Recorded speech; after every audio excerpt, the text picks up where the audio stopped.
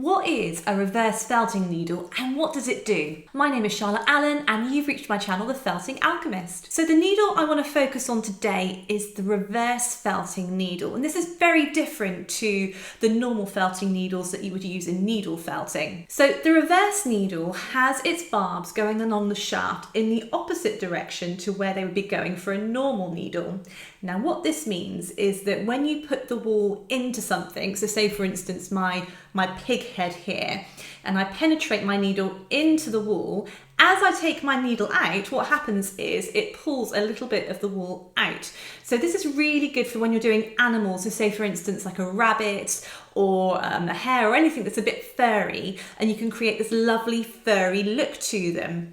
Now this reverse felting needle comes in two sizes that I've been able to find. Now it might be that you can find it in other sizes as well, but to be honest with you, these two sizes work well for what the purpose of the needle is. So I don't think you really need anything in between because it's creating more of an effect than actually felting the wool down. So here in my hand I've got the 32 gauge reverse felting needle. So this is the coarse needle, and if I hold it up to the camera you should be able to see, if I twist it, how its barbs are going in the opposite direction along the shaft of the needle.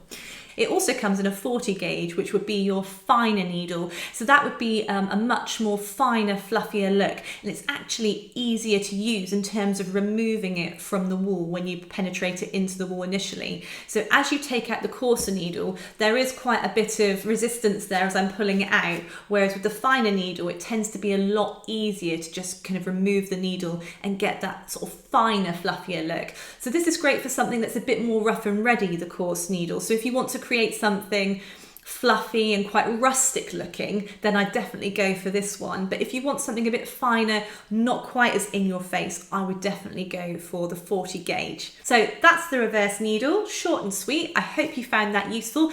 Give them a go. They're really good fun to use, especially again if you're doing something where you're making an animal, a woodland animal, or anything that's a bit fluffy, a dog or something like that. They're great fun. So definitely give them a go, and I will see you tomorrow with another video where we're going to cover more felting needles. See you then. Bye.